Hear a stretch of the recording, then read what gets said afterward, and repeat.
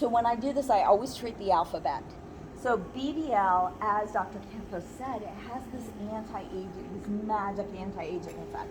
My skin is definitely better at 53 than it was at 40. And that's the case for all of my patients. So I always start with BBL. We're going to do things in alphabetical order. BBL is first. So I come to BBL. It instantly boots up my BBL. And if you don't understand lasers, this is incredibly technically amazing. What the engineers have done here, where this laser is able to come here and do light and do an intense pulse light treatment through the light arm and boot up here, is just phenomenal, and be able to have both of these. And in that light screen, you can see it's going to give me all of these options. So if I want to do hair removal with my BBL, if I want to do skin tight, if I want to do Forever Young, it's here, and it's going to walk me right through that. We're not going to do that because you have other fantastic luminaries who are going to show you that. But in my practice, what I would do is I would come here, I would do my BBL on my patient first. Now that I've done that and I've seen my clinical endpoints, I'm going to come over here and go to my arm. As I said in my talk, I adore clear silk. I stack clear silk into every treatment. So if I do a BBL, I immediately follow it with the clear silk. If I do a BBL clear silk and a halo, I'm going to treat it in order of the alphabet. I'm going to do BBL, clear silk next, because if I do that on top of the halo, it's just too much heat. Nobody likes that at all. If I'm going to do contour, I'm going to do it between here. You'll see I even have Diva if you are going to do rejuvenation for women here. All of these options, but I'm going to come to halo next, and we're just going to walk through. I'm going to show you exactly how the halo is going to walk you through the halo treatment here. So the nice thing about halo, it's a very safe laser. You do have your laser glasses, but I'll tell you, there are some lasers you cannot point at people around the room. You have to be very, very careful because they're not safe wavelengths, and they do propagate a distance. The nice thing about the halo is it will not fire unless it's rolling on skin. So I'm not going to point it at you, but if I point it at me and I point my foot on the foot pedal, nothing's going to happen. It's not going to burn a hole in my nice clothes. We're going to come over here to Halo Pro, and it's going to boot up here. This patient is my husband, which means he absolutely is a baby and hates to be treated, so we're going to be very gentle with him.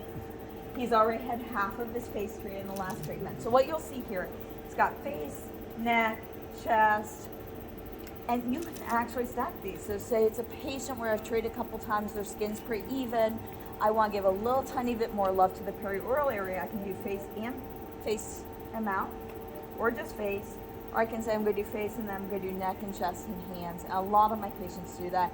I really think having from here to here match is just a way better look. I hate when somebody has a treatment line here.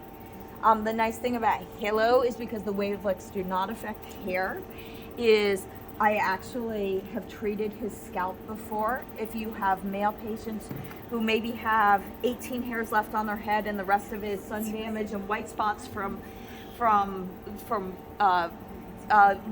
liquid nitrogen, and they've got a couple of actinic spots, you can actually treat their scalp and not have any of those 18 hair goes away, so that they don't like come after you because they know everyone that's up there. That's a really nice market. Our practice was, if you do that, there's no other practice in your area that's treating guys' scalps. As long as a patient does not have tattoos in their eyebrows. When I treat the forehead, I will treat in the eyebrows. Very often people put sunscreen and then they sweat a little bit and they get even more brown spots or a little bit of sun damage into their hairline. And you can treat all of that with a halo without having the patient lose hair. You cannot do that with clear silk. You cannot do that with BBL. But when I stack these treatments, the nice thing is I can make sure that I touch up those areas, including the eyelids as I touched on in my lecture, and treat all those areas of the face very safely, and treat those areas that other offices aren't treating, so your patients have this really good treatment that's unique to you. So we're going to do his face. I'm going to show you the laser is really designed just to walk you through. So what we're going to do is measure the face here, and it's going to show you exactly where it wants you to measure. So it wants me to go from the middle of his chin, and he's got some hair, so we're actually going to go from right outside his hairline because he didn't want to shave his beard because it's really cute. And we're going to go to his eye here. I'm just going to put my foot in the foot pedal. I don't need those are for BBL. I am going to wear these, which is all the protection I need with Halo.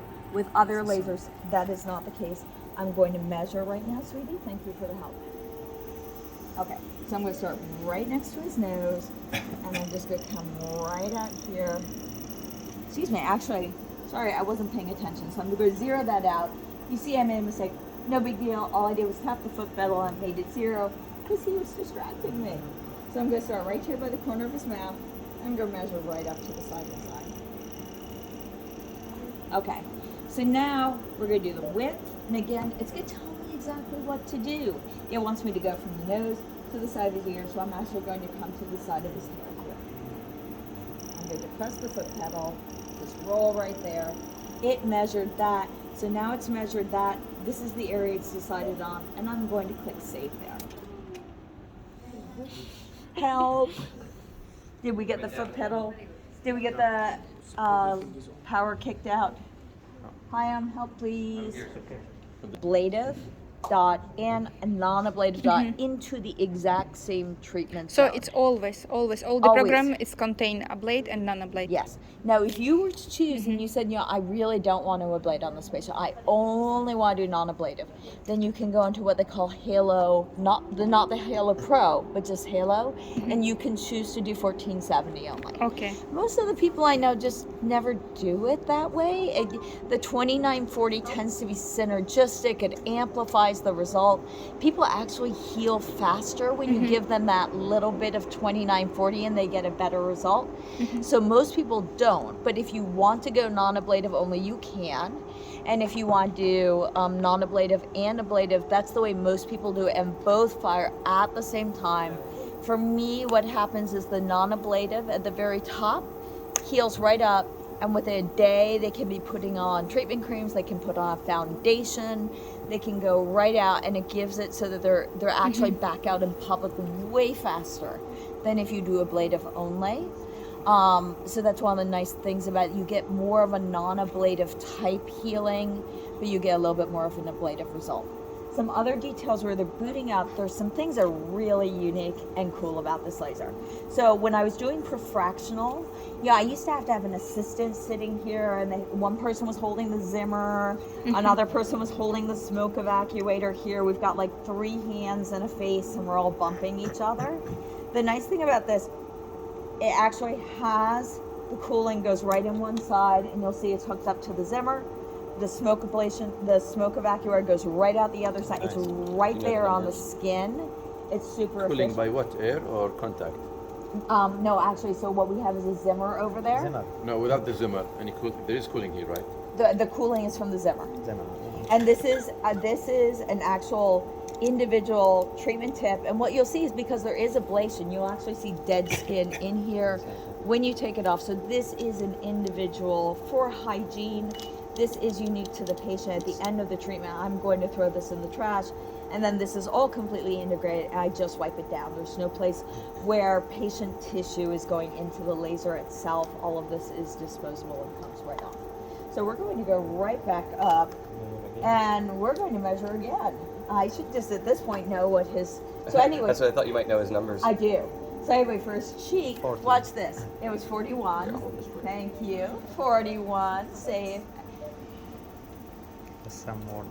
And that's saved there. Does anybody remember what his forehead was? Help me out here. Class? Anyone? I'd say it's about 10 by 10. Oh, you're mean. You are so mean. He's trying to make me be mean to my husband here. So we're going to go with 50 here. And then we're just going to save that. And then we're going to go over here to the nose, and we're just going to say he's got huge snarls here. And we're going to make that 35. And quite honestly, most of my patients are regular patients to me. I don't have to measure it every single time. I just go in, I propagate their settings from last time because they tell me, I want exactly the same treatment you did in 2019. It records everything, so I can just go right here, and I know exactly what I did in 2019, and I'm going to duplicate exactly that with no problem, and it's going to be super speedy and easy, and they're going to get a very consistent treatment. And that is one of the things that my patients love about this is if they've had treatment with me, they know that their next treatment with me is going to be identical. Back on track. Sorry about that. Back on track. Thank We have a you new- we so have a new- much. we have a I new love my plug. tech support. How painful it is. You're gonna see. So he's got numbing cream. He has the lowest pain threshold of anybody in this room. If you bump the table, I swear he's going to start So crying. 2 out of 10? So it depends upon the patient. You Most know of the how patients. patients are. Most of my patients 2 out of 10, if that. Yeah. So numbing cream. I never do blocks. I don't have to use narcotics or drugs. If I go very, very, very intense and do eyelids, then I use laughing gas as well, which at least in the United States is permissible. I mostly do it because when I do laughing gas, my patients think I'm very funny. They have fun. I have fun. They love to come back and do it. But as I said, he really has no pain threshold. So what you'll see is I can go as fast as I want, but it's going to tell me when I'm going the right speed. If I go faster, it's still going to deliver the energy at the same rate to keep the treatment very even. I can go a little bit up into his beard, a little bit into the edge of his hairline here, because it's not going to affect the hair growth. And as I said, my experience is most of my patients almost have a little bit more sun damage on the rare occasions where one of my patients does get a low actinic keratosis or even a basal cell, and that's it. So what you'll see is it was going through the treatment bar here. When you hear that beep, it means I've gotten to my goal, 10.7.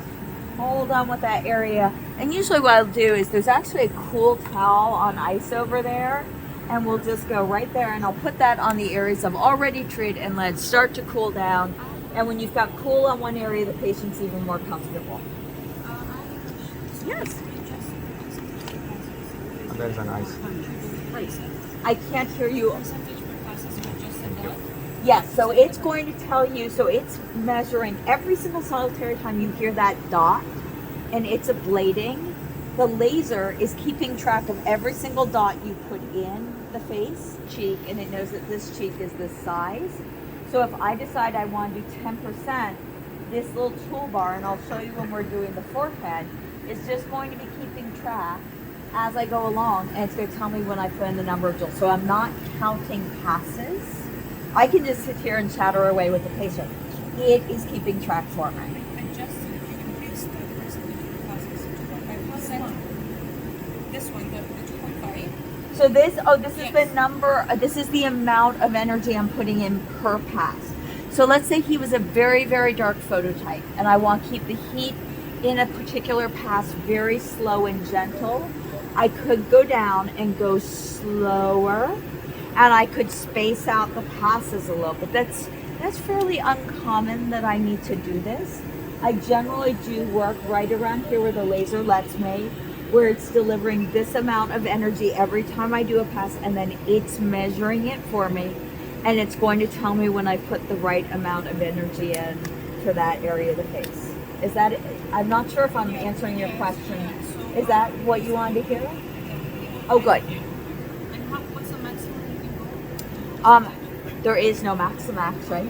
Because quite honestly, if you went to 40 and then you went back and you went back to the face again and you did it again, you won't get to 80 because you're going to treat some of the same dots a second time. But you can continue to stack more energy.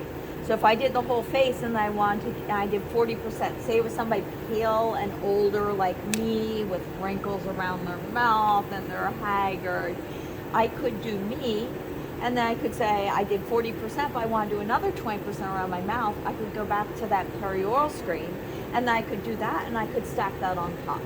So there isn't technically a maximum, although the machine is going to make you go to 40 at one time because it wants you to like take a moment and think, do I really want to do more than that? Or if I'm going to do that, should I just resurface?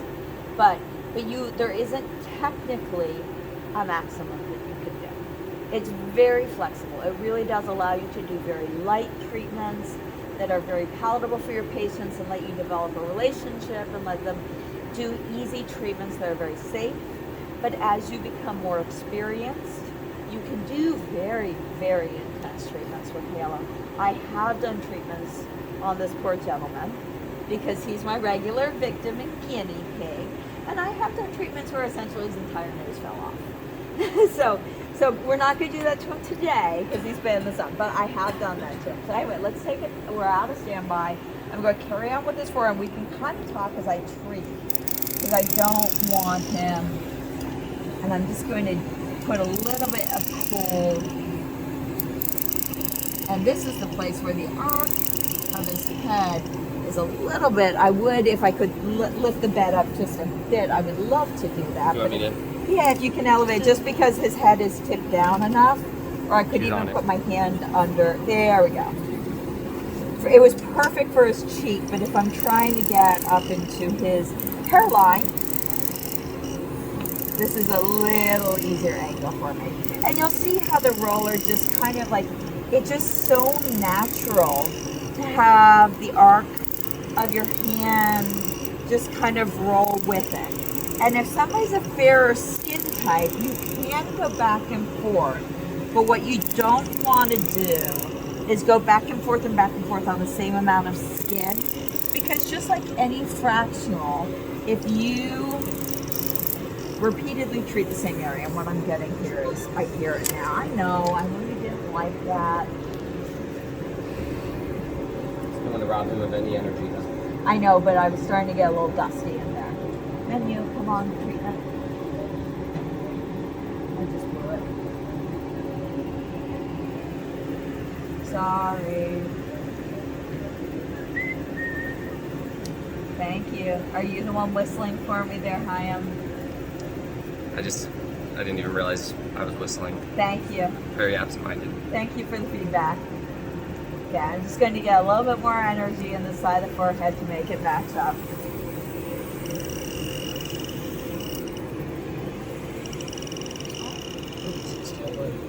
It's sweetie.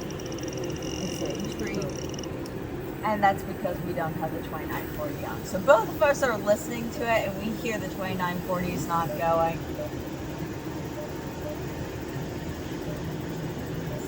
There we go. Okay.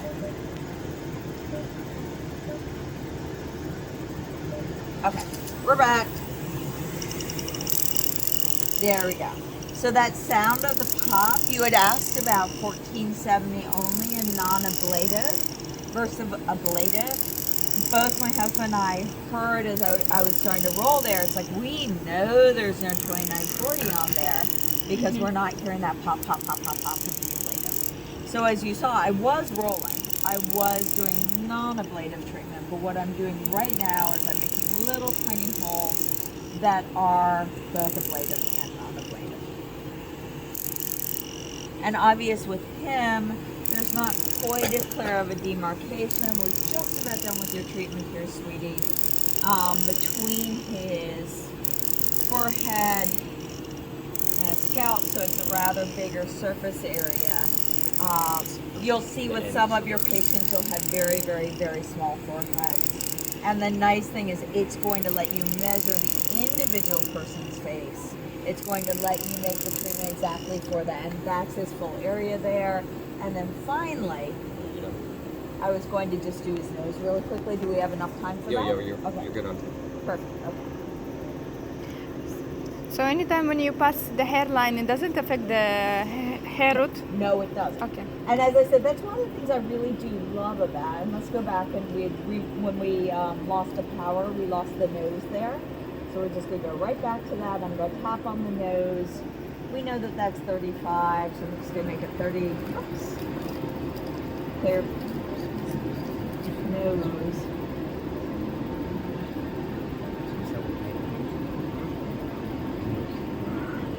Treatment. Okay, we're going to set the parameters for it. Yes. So the nice thing about these wavelengths is they are entirely safe to do in hair-bearing areas.